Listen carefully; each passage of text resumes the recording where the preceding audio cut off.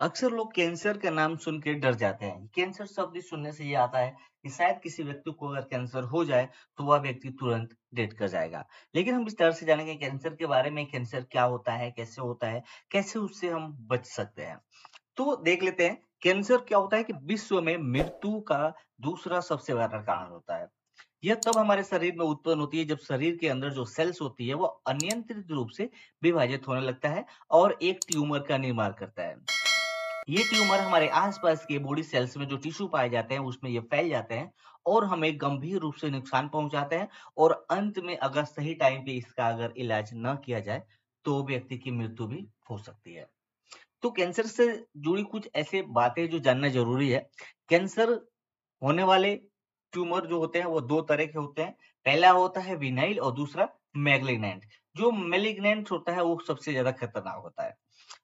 Vinyl tumour शरीर के एक ही हिस्से में होता रहता है, जबकि मैलिग्नेंसी अगर किसी व्यक्ति को होता है, जिसको हम मैलिग्नेंट बोलते हैं, यह ट्यूमर हमारे शरीर के दूसरे हिस्से में भी फैलना चालू हो जाता है। यानी किसी व्यक्ति को अगर मैलिग्नेंसी अगर कैंसर अगर हुआ है, तो वह एक बॉडी पार्ट से दूसरे बॉडी पार्ट यानी कि सेम बॉडी में ही दूसरी जगह पे भी ये फैलना स्टार्ट हो जाता है।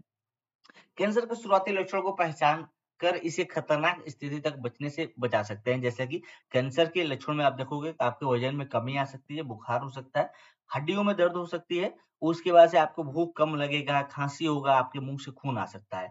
लेकिन इसमें होता क्या है कि कैंसर से जुड़े जो लक्षण होते हैं वो सामान्य हो सकते हैं। ये कोई जरूरी नहीं है कि कैंसर का ही लक्षण है, लेकिन हाँ, ट्रीटमेंट के द्वारा, टेस्ट के द्वारा इसको पता लगाया जा सकता है। कैंसर से जुड़ी जो स्क्रीनिंग होती है उसमें जागरूकता फैलाने की ज़रूरत है, जिससे लोगों को जो ये डर बना हुआ है, वो कम हो सके। लेकिन हम जान लेते हैं कि इसमें कैंसर में जो लक्षण होते हैं, वो क्या-क्या होते हैं। तो आपके शरीर का जो वज़न होगा, अचानक से कम होना या अचानक से ज़्यादा होना चालू हो सकता है। आपको ज़्यादा थकान और महसूसी कमज़ोरी महसूस हो सकता है। आपके त्वचा में जगह-जगह गाँठ बनना चालू हो जाएगा। जैसे आप देखते हो ना, आपकी बॉडी में कहीं-कहीं पे गाँठ बन जाता है, जो ज़्यादा एजेड लोग होते हैं, यानी कि वृद्ध लोग होते हैं उनमें। ठीक? आपके त्वचा में बदलाव देखने को मिलेगा। पाचन संबंधित जो समस्या होती है, उसमें कब्ज़ या दस्त होने की भी समस्या चालू हो सकता है। आपकी आवाज़ में बदलाव देखने को मिलेगा। आपके जोड़ों में दर्द और मांसपेशियों में खिंचाव हो सकता है। कोई भी अगर घाव हो रहा है आपके बॉडी के अंदर, तो वो जल्दी से ठीक नहीं होता है।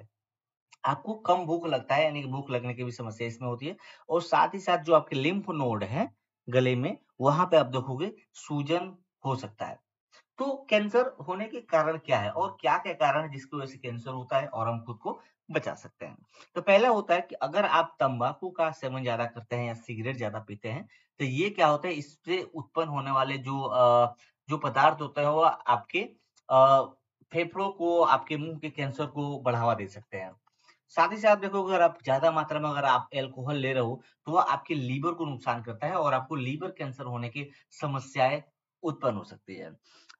जीन्स की वजह से भी, जैसे मान लो कि अगर आपके परिवार में किसी व्यक्ति को पहले से अगर कैंसर हुआ है और उनका डीएनए अगर आपके डीएनए में है, तो शायद उनसे भी अगर आपको कैंसर होने के चांसेस हो सकते हैं। वायरस जो कि कैंसर के लिए जिम्मेदार होते हैं, उसमें आप देखोगे हेपेटाइटिस बी और सी होते हैं, जो कि 50% तक हमारे लीवर कैंसर को बढ़ावा देते हैं। साथ ही ये ह्यूमन पैपिलोमा वायरस 99.9% मामलों में सर्वाइकल कैंसर के लिए भी जिम्मेदार होते हैं। अनहेल्दी फूड अगर आप खा रहे हो, तो जिसकी वजह से, जिसमें फाइबर की मात्रा अगर कम है, तो वह आपको कोलन कैंसर का बढ़ावा देने में मदद करता है। और कोई व्यक्ति ऐसा है जो बार-बार एक्स-रे करवा रहा है, क्योंकि एक्स-रे से निकलने वाले जो रेडिएशन होते हैं, वो हमारे हड्डियों के कैंसर के लिए बहुत ज़्यादा खतरा होता है। यानी कि जब भी आप कैंसर करवाते हो, तो ये एक्स-रे करवाते हो, तो जब उसमें से जब वो आप देखोगे ना, एक्स-रे की जो किरणें निकलती है, वह जो रेडिएशन होता है, वह हमारे हड्डियों को गला भी सकती है। तो बार-बार आपको एक्स-रे करने से भी बचना चाहिए।